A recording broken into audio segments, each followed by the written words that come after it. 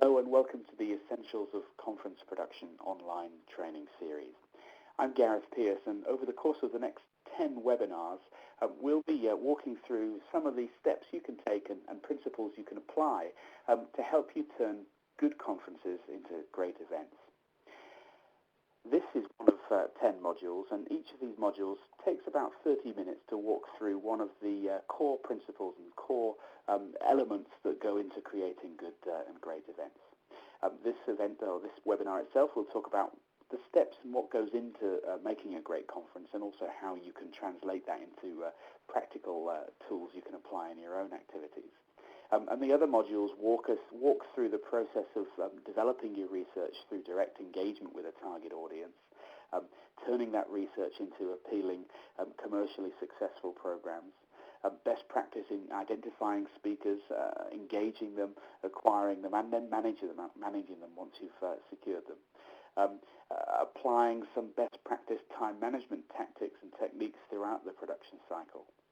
Some steps that you can apply and take to maximize the commercial value and the commercial value proposition of your event with different products, inventory, and different elements to make sure that you're able to maximize the commercial impact of what you're putting. It'll walk through some basic principles that you can apply to make sure that you're getting the most out of copy that you're writing for either your brochures or for your website for your event. It'll talk through what works and also some of the things that don't necessarily work in managing your event's project team. And it'll finally go through and introduce you to some practical steps you can take to ensure that you culminate your event process with a really successful on-site experience for everyone who's attending. We hope that you'll gain some value from each of these 10 webinars, and even if you pick up 2, 3, 4 points that you can apply in your own business and your own activities from each of the webinars, then certainly we hope that will be a useful exercise for you. So I'm going to start with dissecting a little bit more about what makes a great conference and talk a little bit more about how you might be able to go and deliver it in your own day-to-day activities. Among the areas we're going to talk about during this webinar presentation are how you really make sure you can understand your audience, make sure you know who they are, where they are, and also what they want. We'll talk a little bit more about ensuring your event is positioned to help them address their most critical challenges, and also talk about some steps that you can take to develop that must-attend event, which obviously... Before we begin, though, I want to talk a little bit more about kind of visualizing what this great event might look like. And we're going to start from a slightly unusual position to do that. And that position is going to be to start thinking about what a bad conference might look like. What's the worst that could happen? And visualizing in your mind's eye what that looks and what that feels like on site, what the content looks like, who's there from a speaking perspective and from a delegate perspective, and what happens before and after the event. So to give an example, this bad conference that you're visualizing, it may be very poorly attended. The reason being, it hasn't really engaged or hit the spot in terms of the target market you were aiming to try and approach. And as a result of that, the conversation or the content that you've put together is maybe superficial or may completely miss the point, which is a result of not really applying best practice during the research process. The presenters you may have acquired for this bad event may not be of a high enough caliber, or the communication skills might not be where they need to be. There may not be many of them because they may have dropped out during the process. It's all in all a pretty miserable experience. And the delegates who've attended and all the stakeholders who've taken time to be there kind of resent the fact that they've taken time out of the office to come to something that they expected something different compared to what they've got. So if this is not what we want to achieve, what we need to think about is what steps we need to take to avoid that and to turn that into a great conference. So the key components of a great conference then are really the flip side of all these things. On site, instead of a feeling of kind of negativity and a lack of buzz that might, or lack of enthusiasm that might pervade the on-site experience of this poor event, you'll certainly see within great conferences a real buzz. People are excited to be there. They stay for the entire event, and they're actively networking and actively trying to get maximum value out of being on site.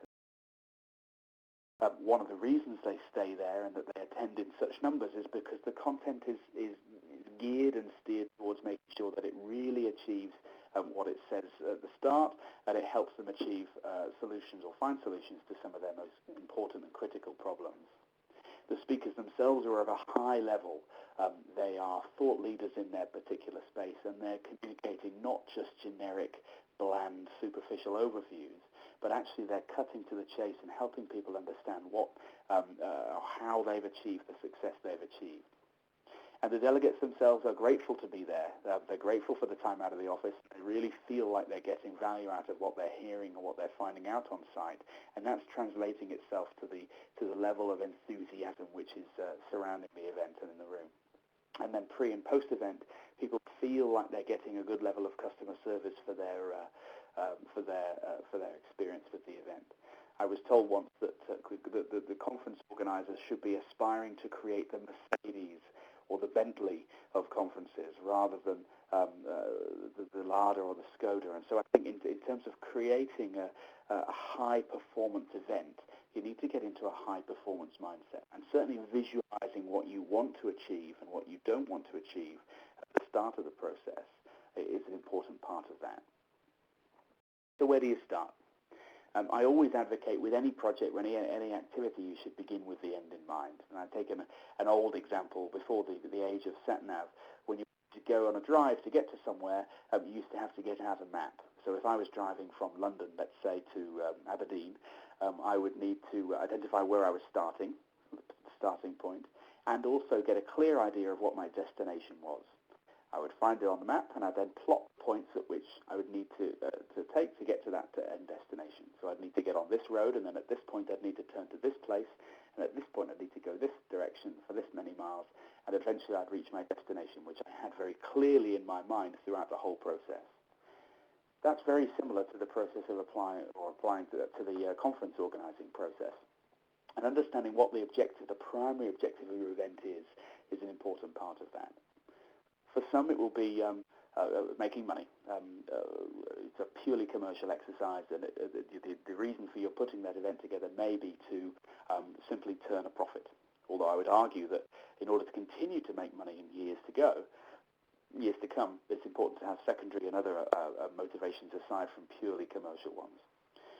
For others, your primary objective may be to educate a group of people on an important subject that's important to your business, and therefore that success will be measured by evaluation forms and the general level of feedback from the audience rather than necessarily a financial number or a profit or loss figure at the end of the experience. But even if your goals are purely financial and commercial, there must be a need to be secondary objectives beyond that. So as well as making as much money as possible, we want to make sure that those people who attend the event have get such value out of it that they will definitely want to attend with their colleagues in future years.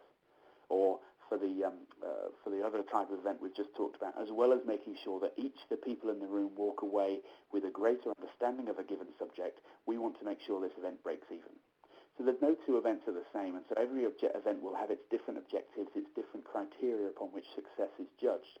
But I think at the start of the process it's essential that the whole project team and all the stakeholders involved in the event get together to agree what success looks like and how you're going to deliver it, what steps are required, what resources are needed, and what people are needed to do and when to allow you to achieve that vision of what success is. So with any process of creating an event or creating a conference, it's the first step usually is to understand what your audience is. You've probably got a topic at this point you want to deal with a conference on this subject. Well, the next question beyond that is, okay, well, who's it for? What does your audience look like? And that process requires you to map that audience out usually. Now, again, depending on the amount of time you've got to create this event or the complexity of it or the type of event itself, if it's an in-house event, it's always a very different process to if it's a commercial or external conference. But you need to identify and map that target audience out. So, for instance, if you want to make sure that your sales team internally has a better grasp on a particular type of selling or selling technique that you're introducing to the business. Your target audience is the sales team in your company. But then our subsequent questions would also be along the lines of, well, who within the sales team? Is it the whole team? Is it just the senior management? Is it people who've been with the business for a short amount of time or for a long amount of time? Is it just the people in one office, or is it the people in the multiple offices? Is it just the sales team, or would there be value in other people in other departments accessing that content as well? So it's questions about making sure that you understand and you've thought clearly about who would be the target audience. For a different event, it might be, putting together a conference on research and development in the pharmaceutical space. So which companies are you targeting? What type of companies, and how big are they? Where are they located? And are they spending money on this sort of thing elsewhere? Who within those companies are the key stakeholders you need to be reaching out to make sure that you're engaging? And what are their key objectives? If you don't know any of the answers to any of these questions that we've posed, you need to find out. And whether that's through desk research, which we'll talk about in one of the subsequent modules, or whether that's through jumping on the phone and asking, it doesn't really matter. The point is, if you don't know, you need to find out. So understanding your audience and mapping that out, again, that can be something in terms of getting a blank sheet of paper and identifying the major kind of key primary stakeholders that you're aware of, and trying to map out how they interact with each other and which other types of sectors of the industry or types of companies also interact with them, and creating a diagram kind of like the one that you see on the screen there that will allow you to understand your audience. Then beyond that, it's important to understand how that audience kind of interacts with each other and engages with the various components of it. There are, in most sectors, a primary sector, a secondary sector, and a tertiary audience that you want to be usually thinking about when you're mapping your market. To give an example, the primary sector in one example would be those people responsible for generating the raw materials that are required for a people who are responsible for extracting the oil out of the ground might be the primary market. The secondary market might be the people who use those raw materials to manufacture something, whether it's steel manufacturers, refinery, or general manufacturers themselves. These are the secondary market. They use the raw materials created by the primary market to create something else. And then the tertiary market are those companies, and is that sector which supplies services to both the primary and the secondary markets. Now that may be banking, it may be insurance, it may but these are types of companies who aren't directly involved in the particular space, but who are indirectly involved by providing services to the primary and secondary markets. And there may be many, many, many different layers to your event. It may not be as simple as having those three different categories. And so I think it's important to make sure that when you're building your map of what your audience looks like, that you're considering all the different types of companies that exist and who might be relevant to approach for your event. Certainly when researching to understand your audience, it's important to build that picture as accurately as possible, but not only from a market perspective and mapping out which different sectors interact with each other on a broad macro scale, but I'd also then think about with your core attendee or your core potential attendee, trying to get a better picture as to what they're like themselves, what pressures are they under, who do they report to, who influences them, what keeps them awake at night, even as much as what car do they drive. Are they a Volvo driving conservative person who's responsible for maybe safety or HR or some of these things that maybe more some of the less aggressive parts of the business?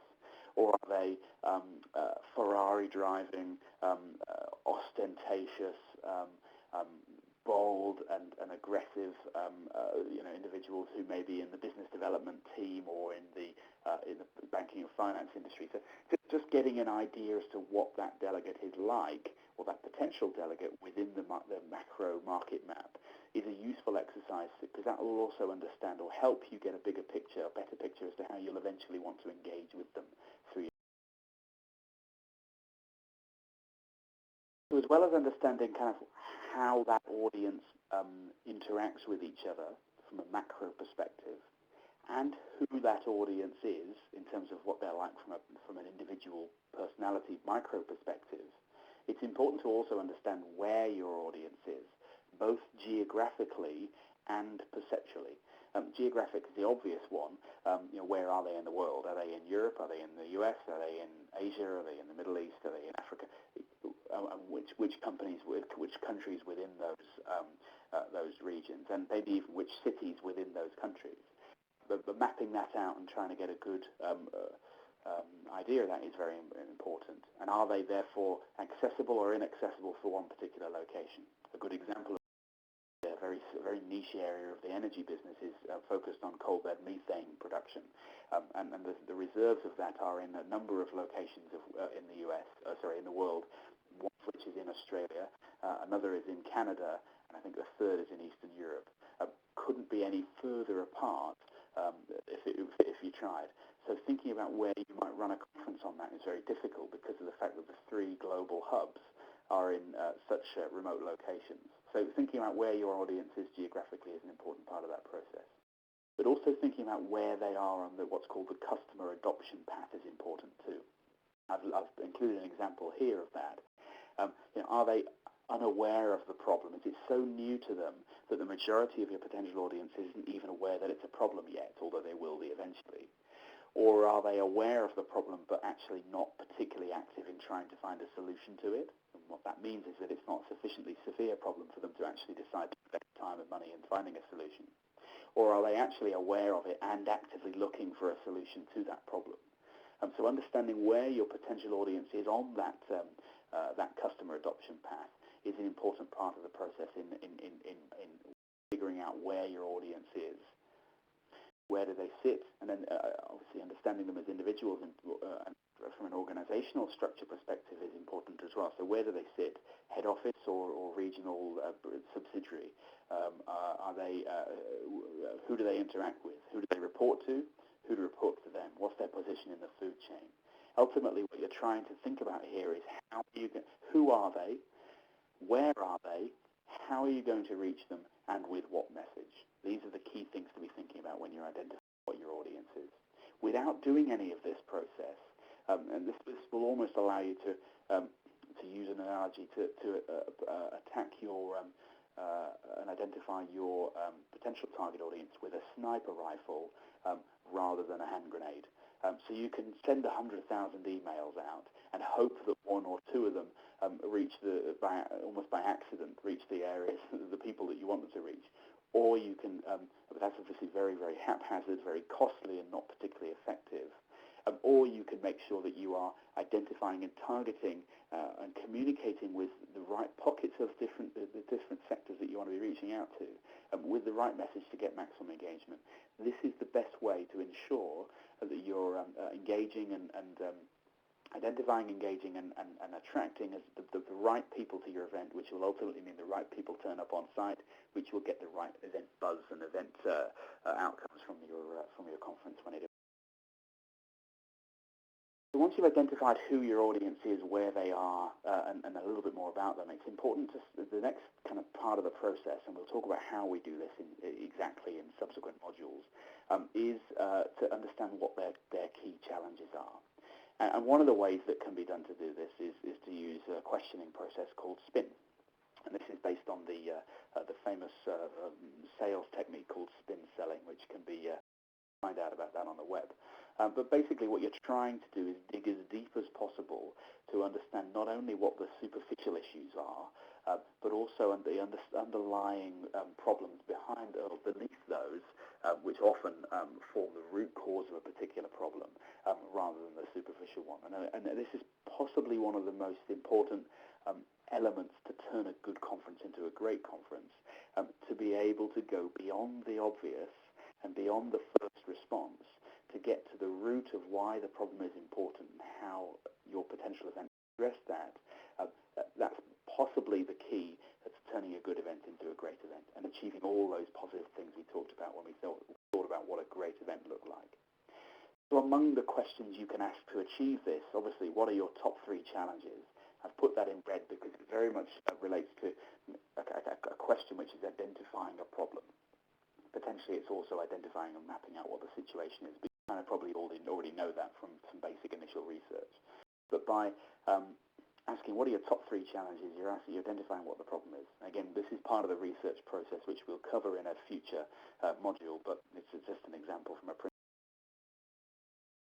Once you've extracted the 3 challenges, I guess the next question would be, why are they so difficult to overcome? What then beyond that, so it's not just a case of what are your top 3 challenges, it's A, B, C. Great, I've got my 3 challenges, bang, they go onto the agenda. Digging deeper means asking, well, why are they so important? Why are they so difficult? And then even further beyond that, what is at stake if you get this right? Or what is at stake if you get this wrong? Or what is at stake if you can or can't solve these challenges? So that's trying to help you understand what the implication of a particular problem is or a particular challenge is, which then can help you understand what the severity of it is. So if I say one of the biggest challenges I have is that I can't get everything I want to do done in the hours that I've got to do it in my day. Well, why is that difficult to overcome? Because I'm regularly distracted by interruptions which are unplanned. Well, what's at stake if you can get this right? Well, if I can avoid these interruptions, then it means I'll be able to get more done during the day. And how will this help you in your job? Well, if I can get more done, then it means I can make more money if I'm a salesman, let's say. And if I could just make 5 more calls a day, then I could probably bring in an extra £1,000 a week or a year, or a month, sorry. And so if you can bring in £1,000, well, what's that mean over a year? Well, that's about £12,000 a year. That's not a small amount of money. So actually, this is quite a severe, issue. Of course, there's 100 different ways you can approach that. But what you're trying to do is understand and draw out of your potential audience not just what the biggest challenges are. That's what most people are doing. That's what most researchers try and get when they ask this question. But why it's important, why it's difficult to solve, what solutions exist to address them. But also, if you know what the problem is and you know what potential solutions are out there to solve them, why is it still a problem? What's still not happening to allow you to solve that issue? So by digging deep and truly understanding what the challenges, problems, implications, and the need is of your audience for a solution here, you will be able to make sure that you're able to deliver a conference which really hits the sweet spot in terms of giving them the answers to what they need. The bottom line is, if you can understand what keeps them awake at night, what makes them so worried that they take it home with them, and if you can provide a conference which delivers the answer to that and helps them overcome that, that's what you need to be able to do. So once you've identified your audience, figured out how you're going to reach them and with what message to achieve maximum engagement, and found out what their biggest challenges are, why they're important, and confirmed for your own benefit that these are severe enough challenges to want to act, to want people to act and spend money and time to solve them, how can your event be positioned as the solution to these problems? This is a very important part of the process, and it's where you really try and figure out whether your event is going to be a realistic solution to it. Sometimes there are solutions or problems so great that a simple conference can't help, but that's not often. And I think sometimes it's even a good idea to even ask people, once you've been researching with them, well, if this is such a big issue and solving this would make a big difference to your job, what ways do you think getting people together to talk about this could help you ease that problem? How can an event like this help you with that issue? And I think that's a very important part of the process too, understanding how you're positioning your event and making sure that you're also at this point comparing it with other events that may exist on similar subjects. What are their strengths and weaknesses, and how is your event going to differentiate itself from the competition? And I mean really differentiate it, not just superficially adding an extra word or two in the title, but really baking in that differentiation from the start. I think it's also worthwhile asking yourself, is this really going to make a difference to the way that people are doing their jobs after they finish If it's not, I think you need to think very long and hard as to whether it's worthwhile going ahead with this.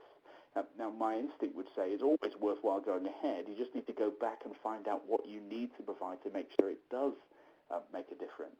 It means your research is not deep enough, but I think it's an important question to ask at this part of the process.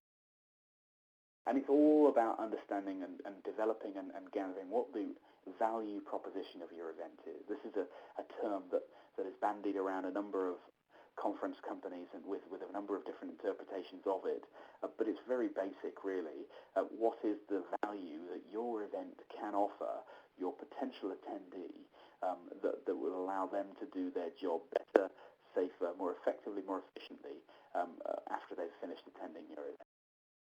You need to be able to very quickly understand and, more importantly, communicate that via the event marketing that you're doing. Are you aware of what specific challenges your event exists to address? And does it address them? And bottom line is, does it do what it says on the tin, which is a relation back to a famous advert in the UK a number of years. And so to summarize and to wrap up this first module, which really intends to talk about some basic principles, which we'll explore in a little bit more depth in the subsequent modules of this 10-part series. To create a great conference, you first need to truly understand your audience on a very deep level. It doesn't take months to do that, but it does take the right techniques and the right approaches to allow you to do it.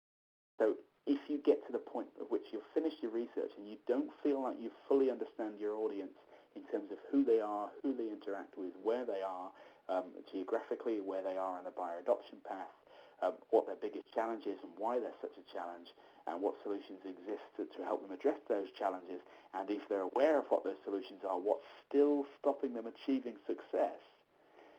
If you don't know all that, then you need to go back to research and find it out. Because if you don't know, develop an event with that in mind, and then communicate that you know and have developed an event to address those challenges, then you're going to create an event which is just run-of-the-mill. It's going to be a me-too event, which may achieve reasonable or moderate results, but it will never achieve great or breakout success.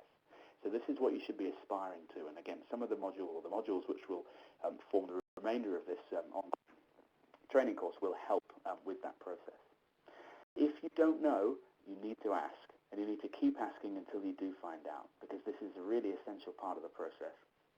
And then once you understand your value proposition and you've developed it, and my advice is that it takes a number of people to bounce ideas off internally before you're able to gather this. I don't think this is something that's very easily done in isolation. But once you understand what the unique value proposition is of your event, you need to make sure you're communicating it. I've seen so many examples of people who've got that value proposition, and then I look at their brochures or their websites, and I can't find what that value proposition is. It should be front and center on everything you do. So understanding what that value proposition is and communicating it to the market is the key to turning a good event into a great event. And over the course of the next 9 modules, we'll be walking through some of the practical tools and steps you can take to allow you to achieve that. I hope this has been useful, and look forward to speaking with you and hopefully giving you some value in the subsequent modules. Thanks a lot. Bye-bye.